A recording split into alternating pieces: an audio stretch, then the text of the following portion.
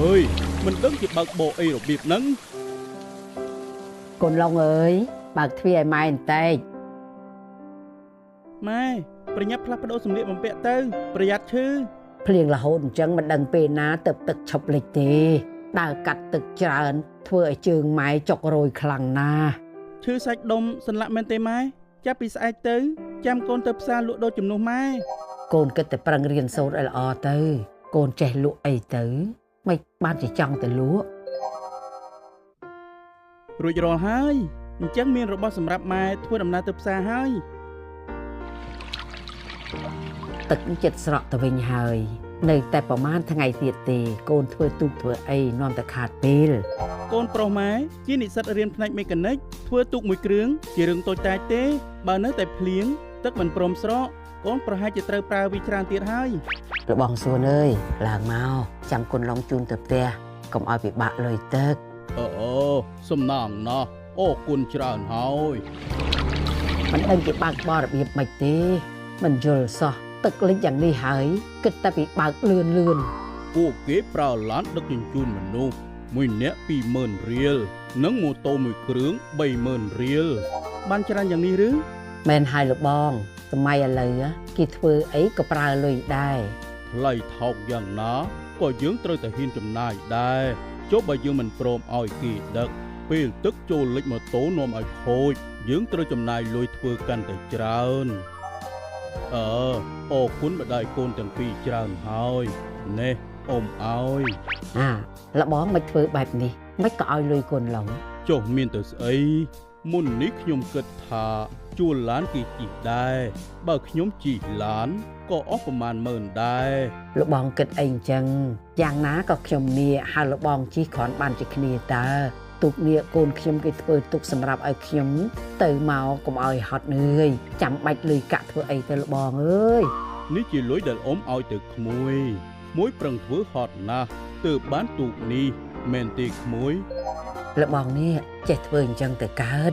មិនក៏កូនទទួលលុយគាត់ធ្វើអីកូនជាអ្នកចិត្តខាងជាមួយគ្នាមានពេលខ្លះយើងត្រូវពឹងពាក់គ្នាទៅវិញទៅមកណាមកពីគាត់បានញាត់ចូលក្នុងដៃរបស់កូនតាម៉ែកូនយល់ថាគាត់និយាយក៏សមហេតុសមផលដែរតាម៉ែណែជួយដឹកអ៊ំឆ្លងតែផ្លូវ102តិចផងទាំងមនុស្សនឹងកង់20000រៀលណាអ៊ំ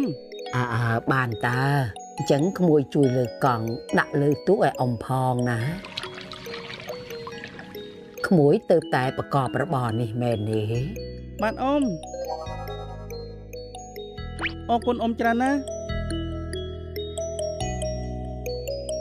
មិននឹកស្មានថារកលុយដោយរបរចែកទូកស្រួលយ៉ាងនេះសោះតាមការព្យាករណ៍ទឹកដែលលិចនៅក្នុងទីក្រុងនឹងស្រកនៅថ្ងៃស្អែកអញ្ចឹងមានន័យថា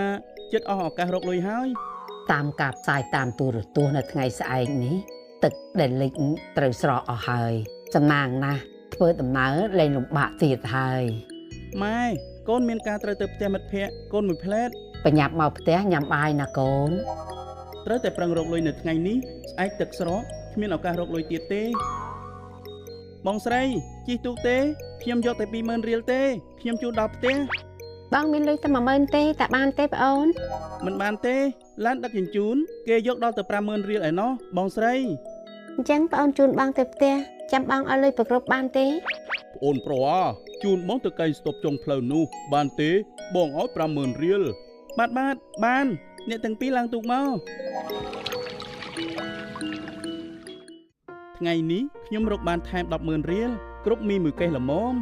មេឃភ្លៀងរយៈពេល4ថ្ងៃកន្លងផុតទៅបានធ្វើឲ្យទីក្រុងលិចយ៉ាងខ្លាំងតាមការសន្និដ្ឋាននៅថ្ងៃស្អែកទឹកនឹងស្រកហើយគ្រប់សកម្មភាពការងាររបស់ប្រជាជននឹងដំណើរការល្អប្រសើរឡើងវិញបើបានមេឃភ្លៀងមួយសប្តាហ៍ទៀតក៏ល្អដែរក្រែងរកបានមីប្រមាណកេះទៀតកូននិយាយស្អីគេមិញហ្នឹងកូនមិនក៏ទឹកលិចបែរជាអាចរកបានមីប្រមាណកេះលុយនេះយ៉ាងម៉េចកូនប្រញាប់និយាយប្រាប់ម៉ែមកលុយនេះកូនរកដោយខ្លួនឯងកូនចែកទូកដឹកអ្នកដំណើរទៅផ្ទះមួយនាក់កូនយក20000រៀលឡុងមិនក៏កូនហ៊ានកូនគេគ្រប់គ្នាធ្វើអញ្ចឹងដែរតាម៉ែមិនខ្វល់ថានរណាធ្វើបែបណានោះឡើយតែកូននៅរៀនកូនមិនត្រូវឆ្លៀតឱកាសក្នុងកលៈទេសៈបែបនេះទេកូនរកលុយដោយញើសឈាមរបស់កូនតាឆ្លៀតឱកាសក្នុងពេលដែលកំពុងជួបប្រទះការលំបាក ជាពិសេសយកមកធ្វើជាប្រយោជន៍របស់ខ្លួនវាជារឿងដែលយើងមិនគួរធ្វើទេកូនមើលក្នុងទូរទស្សន៍នោះមានមនុស្សច្រើនណាស់ដែលគេស្ម័គ្រចិត្តចុះជួយសង្គ្រោះគ្រោះមហន្តរាយកូនគ្រាន់តែគិតងាយដើម្បីរកលុយជួយម៉ែឡងអើយឲ្យខ្ញុំផ្ញើកូនសៅទុកឲ្យតាខ្ញុំផងអើយវេទនាមែនតែនកូនស្រីខ្ញុំពេលត្រឡប់មកពីធ្វើការនៅរោងចក្រវិញធ្វើដំណើរកាត់ទឹកលិចអស់កម្លាំងក៏ក្តៅខ្លួនរងាញាក់ញ័រអើយត្រូវចូលពេទ្យសង្គ្រោះហើយខ្ញុំផ្ញើកូនសៅហើយបញ្ញាប់ទៅរកពេទ្យសិនពិបាកដល់ហើយដោយសារតែខ្វះលុយ10000រៀលសោះគេមិនព្រមដឹកជូនកូនខ្ញុំមកផ្ទះ